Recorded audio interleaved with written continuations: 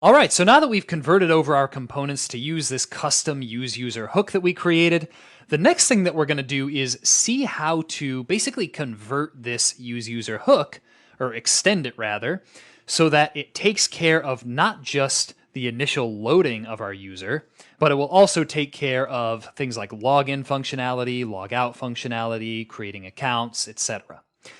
So just to elaborate a little bit on what we're going to do here, wouldn't it be nice if instead of, here, let's just open up our login page here. Wouldn't it be nice if this page really just had to worry about displaying the JSX, okay?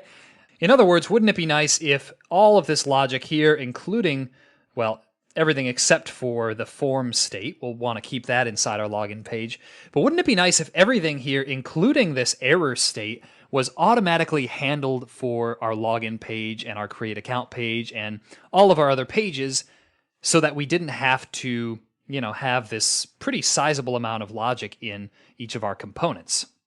So essentially what we're going to do, what I'm picturing anyway, is we're going to extend our user hook so that it will essentially include those functions inside of it. So instead of having to basically define this login function inside our login page, we could just say something like const login equals use user.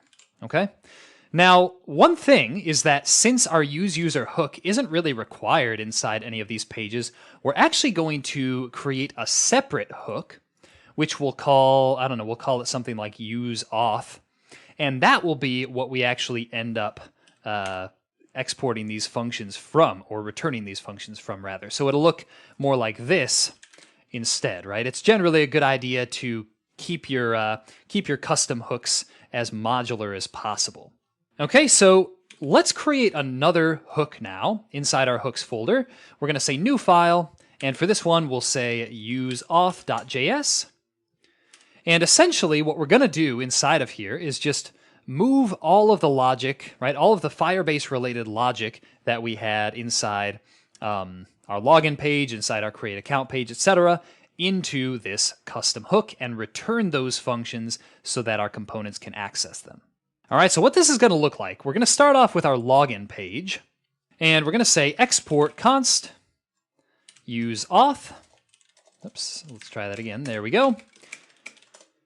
And we're going to have a few state variables in here. First of all, what we're going to do is we're going to have an error state. So we'll say const error and set error equals use state, and it'll just be an empty string at first.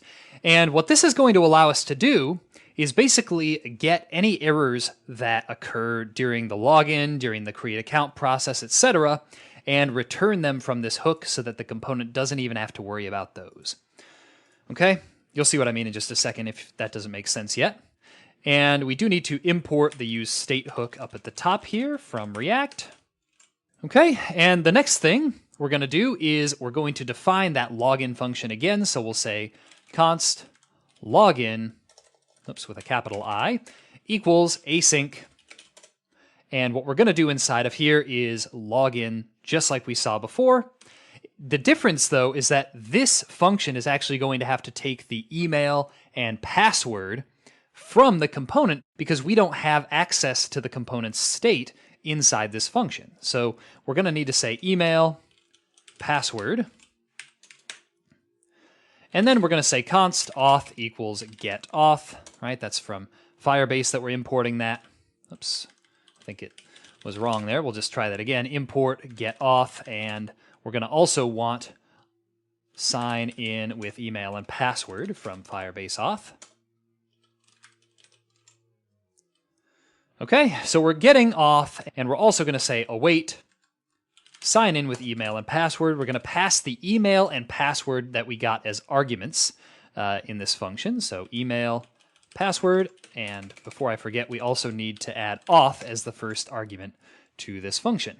All right, and last but not least, well, I was going to display an alert actually, but I don't think I'll do that here because I was getting kind of sick of seeing those alerts. So we know that it's working now, so we'll just go without an alert. We'll know that the user was successfully logged in by the fact that they go to the home page when they log in. All right, so we do need to handle errors here just like before. So we're going to say try and catch. And inside here, we're basically just going to say set error to. And then what we're going to do is basically copy and paste this error messages map that we had up here. We're going to copy and paste that into this file. So we'll just say paste. And then what we're going to do is say set error. We'll see if an error message exists for that given E right here. So e.message. Otherwise, we'll just display e.message instead. So I'm kind of changing the default here just because I figure it would be best to just show whatever error is happening instead of just displaying a generic error. I've changed my mind since I wrote this line, so anyway, that's why I'm doing that. All right, and that is our login function. So essentially what we're going to do now is we're going to return both this login function and the error state from our custom useAuth hook. So that'll look like this. We're going to say return login and error. And essentially, all we need to do now is go into our login page, remove all of this other logic here, except for email and password. We're going to leave those. And we're going to say const login and error equals useAuth. And we're going to import that from its file. All right, and we don't need this Firebase auth import anymore because that's all encapsulated inside our useAuth custom hook. So really the only other thing that we have to do that I just saw is inside this login function in useAuth, we just need to reset the error just like we did before. So anyway, that should be all we need to do. Let's test out this login page again. So we're going to go back here. We're going to click log out. We're going to see successfully logged out. And we should see that if we enter in an email and a password here and click login, we see that we got something here. And that's because basically we forgot to pass the email and password through to this login function as arguments. So all we need to do for this is just say login, email, and password, like that. And that should get rid of that error. Let's click login now. And sure enough, we should see that everything ended up working. So that's how we added that login function to our custom useAuth hook. Oops, you might see an error like this that happens because of the timeout. That shouldn't be a problem going forward. That was just from when we tried to log in earlier. So anyway, I hope this has been informative for you, and I'd like to thank you for viewing.